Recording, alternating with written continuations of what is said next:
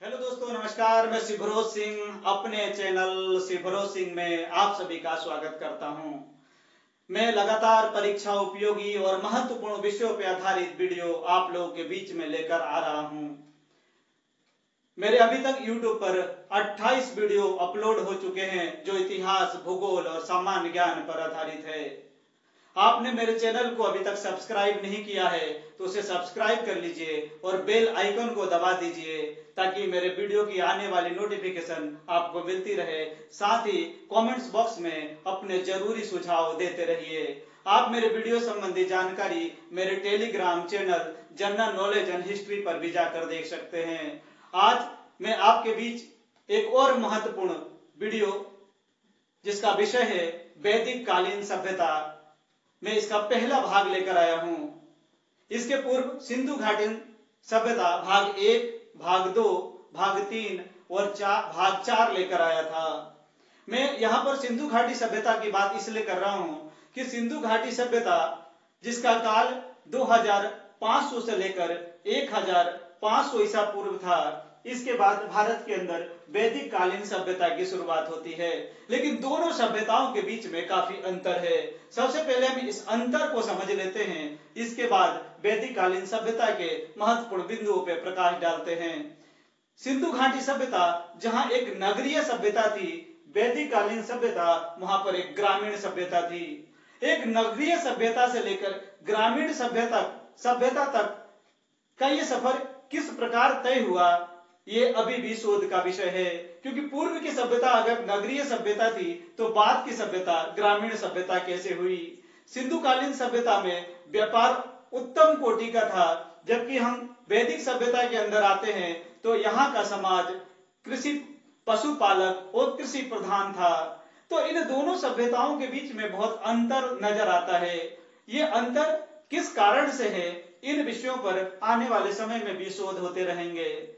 अब हम वैदिक कालीन सभ्यता पर प्रकाश डाल लेते हैं।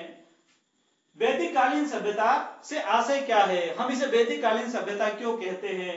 तो जिस काल में वेदों की रचना हुई उसे वैदिक कालीन सभ्यता कहा जाता है। वेदों की संख्या 4 है। इन 4 वेदों में ऋग्वेद, यजुर्वेद, अथर्ववेद और सामवेद, इनमें सबसे पुराना वेद ऋग्वेद है। अब इसके काल के निर्धारण को हम देख लेते हैं कि ऋग्वेद का काल या वैदिक सभ्यता का काल किस प्रकार से रहा होगा। तो वैदिक काल को हम 2 भागों में विभाजित कर देते हैं। एक भाग वैदिक काल सभ्यता का, जिस काल में ऋग्वेद की रचना हुई, इसके काल को 1500 ईसा पूर्व से 1000 ईसा पूर्व का माना जाता है, इसलिए इसे ऋग्वैदिक काल कहा जाता है।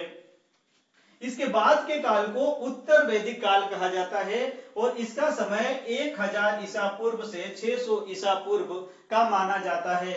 अब हम देखते हैं कि सबसे प्राचीन महत्वपूर्ण वेद कौन सा है। तो इन 4 वेदों में सबसे प्राचीन और महत्वपूर्ण वेद ऋग्वेद है, जिसके विषय में मैंने आपको बताया कि ऋग्वेद के कारण ही इस काल को ऋग्वैदिक काल कहा गया या पूर्व वैदिक काल भी इसे कहा जाता है।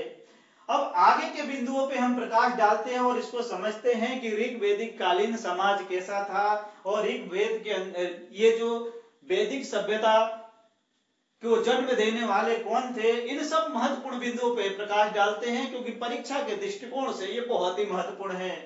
तो हम देखते हैं कि इस वैदिक सभ्यता के निर्माता कौन थे। तो इस वैदिक सभ्यता के निर्माता आर्यों को माना जाता है। इसे कोड कर लीजिए, बहुत ही महत्वपूर्ण है कि वैदिक सभ्यता का निर्माता आर्यों को माना जाता है। अब यह वैदिक सभ्यता किस प्रकार की सभ्यता थी? तो वैदिक सभ्यता मूलतः ग्रामीण सभ्यता थी। अब आगे बढ़ते हैं, हम देखते हैं कि भारत में सर्वप्रथम आर्यों ने अपना निवास स्थान कहां बनाया या सबसे पहले आर्य कहां पर आकर बसे। तो भारत में सबसे पहले आर्य पंजाब और अफगानिस्तान में आकर बसे, क्योंकि अफगानिस्तान का भाग प्राचीन काल में भारत का ही हिस्सा हुआ करता था। अब हम देखते हैं कि इन आर्यों की भाषा कौन सी थी। तो आर्य जो है संस्कृत भाषा बोला करते थे, यानी आर्यों की भाषा संस्कृत थी। अब इस ऋग्वैदिक काल के संबंध में कौन कौन से स्रोत हैं, उन स्रोतों को हम देख लेते हैं। तो साहित्यिक स्रोत की जब हम बात करते हैं तो साहित्यिक स्रोत में इसका सबसे महत्वपूर्ण स्रोत ऋग्वेद ही है। अब पुरातात्विक साक्ष्य की बात कर लेते हैं कि किस आधार पे हम मान लेते हैं कि वैदिक काल के जो वैदिक कालीन जो सभ्यता थी उसके साक्ष्य प्राप्त हुए हैं। तो यहाँ पर महत्वपूर्ण बिंदु को आप कोड करते जाइए। मध्य एशिया में बोगज कोई, इस बोगज कोई को कोड कर लीजिए। मध्य एशिया में बोगज कोई नामक स्थान से लगभग 1400 ईसा पूर्व मिले लेख, जिसमें मित्र, अरुण, वरुण और नासत्य नामक वैदिक देवताओं का नाम लिखा है। इसके आधार पर ही वैदिक काल का जो है समय निर्धारण की तरफ आगे बढ़ा जाता है। ये एक वैदिक काल का महत्वपूर्ण साक्ष्य है। दूसरी बात हम करते हैं मैक्स मुलर। मैक्स मुलर जिन्होंने वैदिक काल के काल को निर्धारित किया है। तो मैक्स मुलर ने वैदिक काल के काल को 1200 ईसा पूर्व से 1000 ईसा पूर्व तक का माना है। अब अन्य तिथियां किस प्रकार से हैं और किस तिथि को सर्वमान्य माना गया है, इस पर प्रकाश डालते हैं। तो बहुत सारे विद्वानों के तर्कों के बावजूद भी भारत में आर्यों के आगमन का समय 1500 ईसा पूर्व के लगभग ही माना जाता है। अब हम देखते हैं कि जो आर्य शब्द है, आर्य अपने आप को बहुत श्रेष्ठ कहा करते थे। तो इस आर्य शब्द की उत्पत्ति कैसे हुई? इस आर्य शब्द की उत्पत्ति अरि शब्द से हुई। अरि शब्द जिसका शाब्दिक अर्थ है सर्वोत्तम और श्रेष्ठ। अब हम ये समझने का यहाँ प्रयास करते हैं कि आर्यों का मूल स्थान कौन कौन सा था, या आर्य जो है किन स्थानों से आए थे, इसके विषय में अलग अलग विद्वानों के अपने मत है। जैसे कि यहाँ पर आर्यों के निवास स्थान की जब बात आती है तो उसके मूल स्थान के विषय में अलग अलग मत है और विद्वानों ने आर्यों के निवास स्थान को अलग अलग बताया है। वैदिक कालीन सभ्यता एक बहुत ही सर्वश्रेष्ठ सभ्यता थी और इस सभ्यता में शासन प्रणाली का ढंग भी बहुत अच्छा था।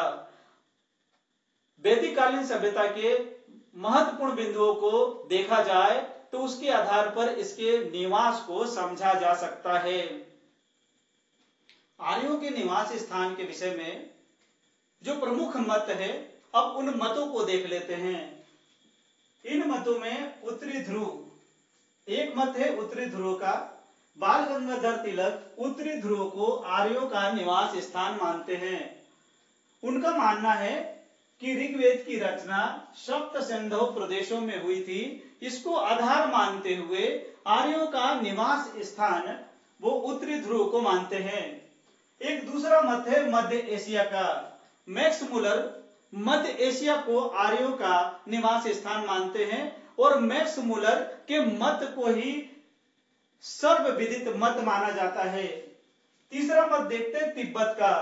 स्वामी दयानंद सरस्वती तिब्बत को आर्यों का निवास स्थान मानते हैं और इसका उल्लेख उन्होंने अपनी किताब सत्यार्थ प्रकाश में भी किया है।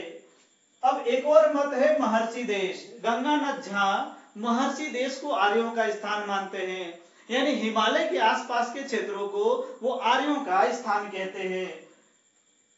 एक अगला मत है दक्षिणी रूस का। डॉक्टर गार्डन चाइल्ड और नेहरिंग, गार्डन चाइल्ड और नेहरिंग दक्षिण रूस को आर्यों का निवास स्थान मानते हैं। अब इस आर्यों के निवास स्थान के बाद हम देखते हैं कि आर्यों का जो राजनीतिक जीवन कैसा था, आर्य किस प्रकार से शासन प्रणाली को चलाया करते थे। तो आर्यों की शासन व्यवस्था राजतंत्रात्मक थी, यानी इस व्यवस्था को राजा चलाते थे। अब हम देखते हैं आगे चल के कि आर्यों की व्यवस्था जो राजतंत्रात्मक थी, इसका आधार क्या था। तो हम पाते हैं कि आर्य कई जनों में विभक्त थे। जो अलग अलग जन थे इनको पंचजन्य कहा जाता है। कई बार परीक्षाओं में पूछा जाता है कि पंचजन्य क्या है, तो आर्य जो 5 जनों में विभक्त थे उसको पंचजन्य भी कहा जाता है। अब इन पंचजन्यों में अनु, द्रुय, यदु, पुरु और तुर्बस, इस प्रकार से ये 5 जन थे। और जन का जो इन जनों का जो अधिपति होता था, प्रत्येक जन जो अलग अलग थे, इनका जो अधिपति होता था उस अधिपति को राजा कहा जाता था। अब आगे हम देखते हैं कि इसकी संगठनात्मक संरचना किस प्रकार से थी। तो राजनीतिक संगठन की सबसे छोटी इकाई कुल अथवा परिवार को माना जाता था। तो आर्यों की जो शासन व्यवस्था है, आज आर्यों को जो राजनीतिक जीवन है, उनका धार्मिक जीवन है, इसके विषय में मैं अपने अगले वीडियो में प्रकाश डालूंगा। आर्य सभ्यता या वैदिक सभ्यता अपने आप में एक बहुत ही महत्वपूर्ण सभ्यता थी। सिंधु घाटी सभ्यता के बाद इस सभ्यता का उदय हुआ था।